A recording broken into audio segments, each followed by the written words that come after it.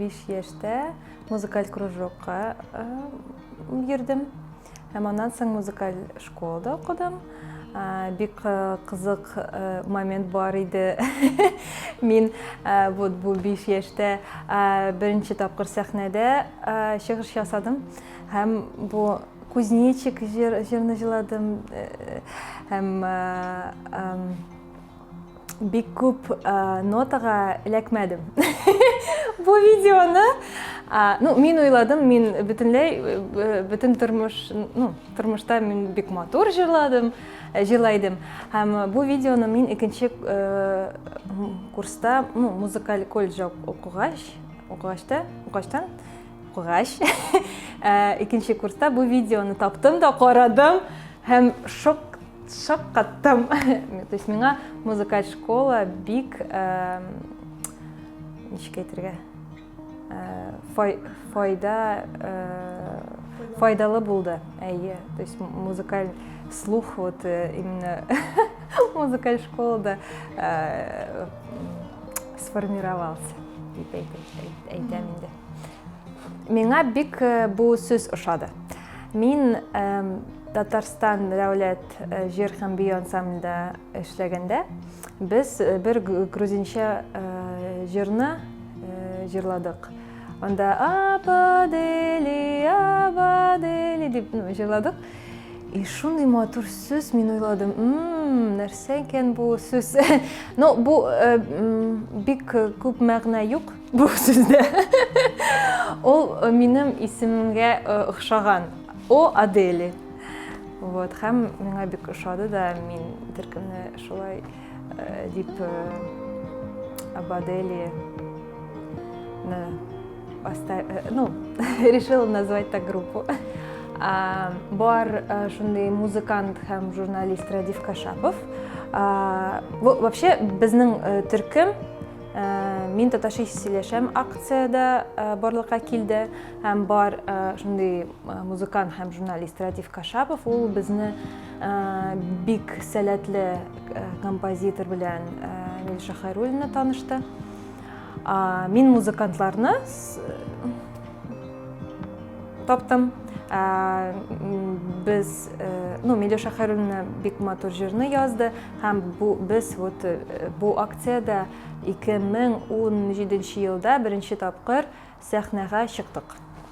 Һәм бу безнең инде туган көн, төркемнең туган көне булды. Димәк, 26 апрельдә, 17 елда. Туган төркеме белән бергә, төркемнең дә туган көне. Әйе, бу ел безгә 3 ел туды. Безнең төркемгә. Сойлыйм, син үзең язмыйсың дип аңладым, әйе?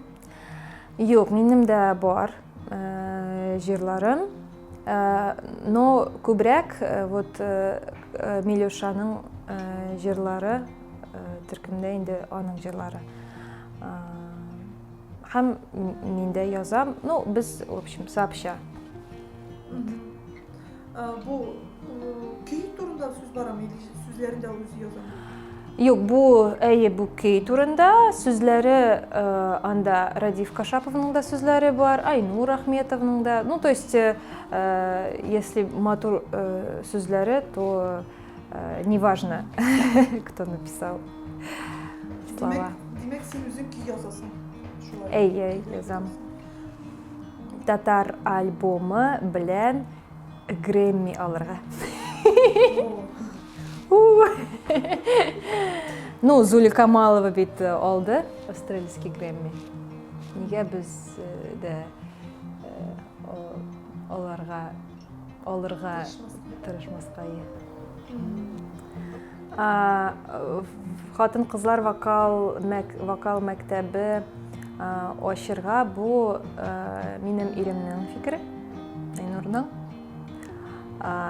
Без шундый эшмәкәрлек белән шөгыльләнергә теләдек һәм Казанда вокал мәктәбе ачтык. Бу гомумән бизнес дип аңладым, Максаты это цель? Ну, мен вокалны укытырга теләдем һәм вот шундый площадка, чтобы была такая площадка, развиваться, самореализоваться.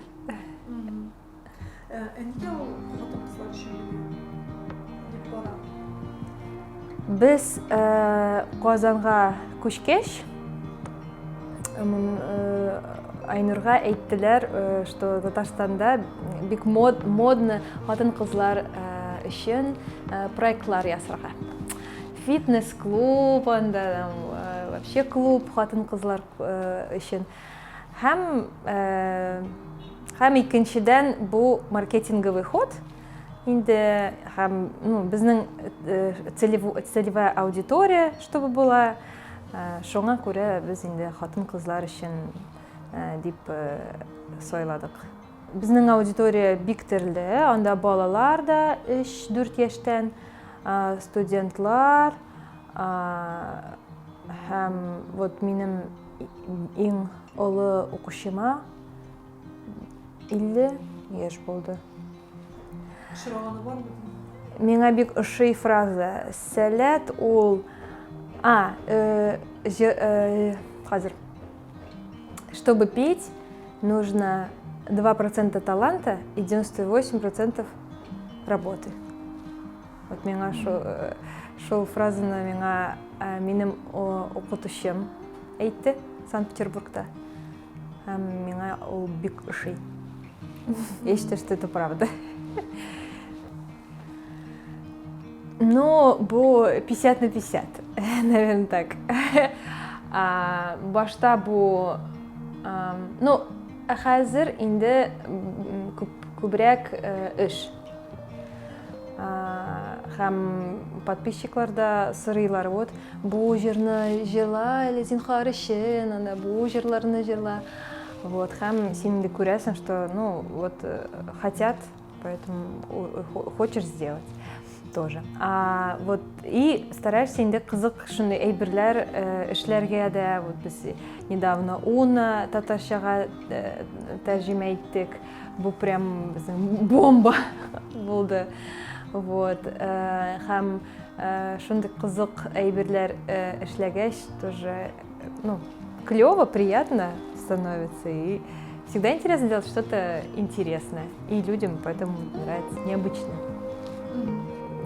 Тыңлыйм, беренчедән бу Совет эстрадасының артистлары, Илһам Шакиров, Фидан Гафаров, Вафира Гызатуллина, шундый Ания Туишева, шул артистларны бик яратам. Заманча мин бигрәк, күп именно альтернатива артистлары яратам.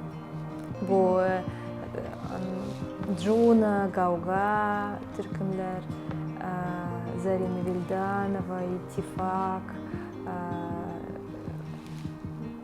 команда Малси Мьюзик, башкалар. Без сәяхәтләрне бик яратабыз. Айнур белән, Ирем белән Евротрипларны оештырабыз.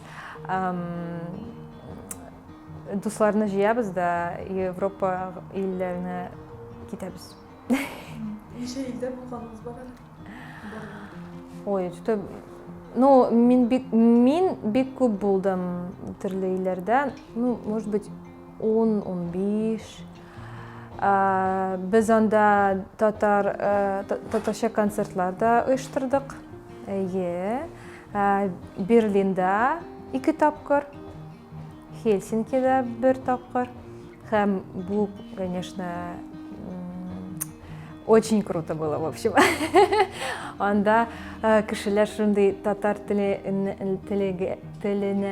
сагынып, һәм вот татар җырларын так слушали, смотрели, очень приветливые.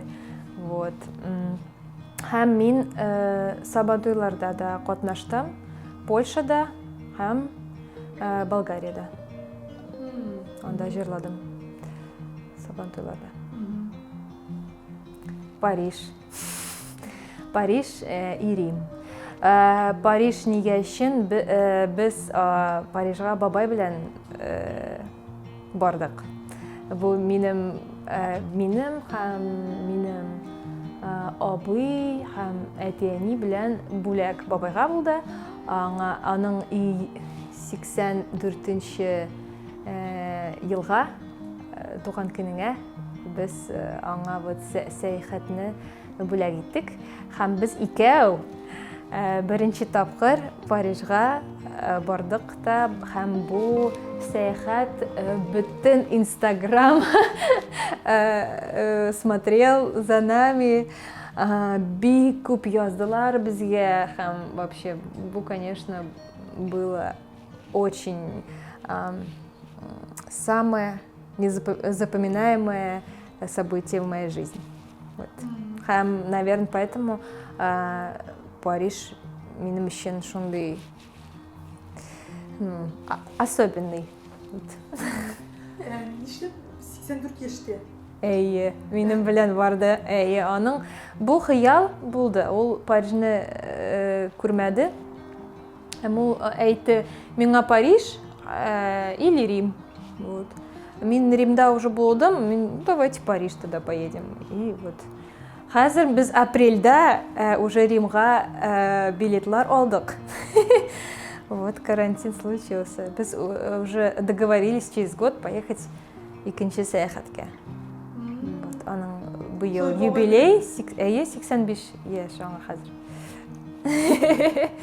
Ну, Парижда бик кызык булды. Без бөтен знаменитые инде вот эти места біз ходили, успели сходить в Нотр-Дам, зайти внутрь, пока вот он до того события, как он сгорел. В Лувр сходили, вот Венера Милосская, Мона Лиза, то есть бабай бөтен күрде. Аның, конечно, комментарийлар, впечатлениялар бик кызык. Анда Сальвадор Дали, вот картины, ну, в общем, и современное искусство, и классическое, вот аның шундай реакция, миңа бик ошады.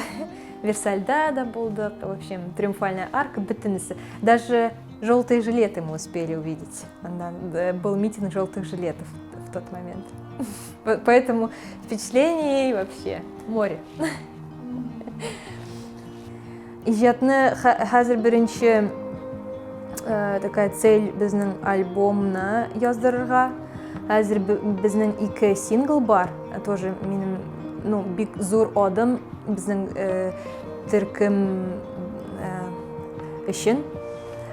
Без 2 синглны выпустили на все музыкальные платформы, бөтен музыкаль платформага. Apple Music, Яндекс.Мьюзик, то есть минем өчен бу вообще тоже бик шат, очень радостная новость. Сез тыңларга тоже мөмкин.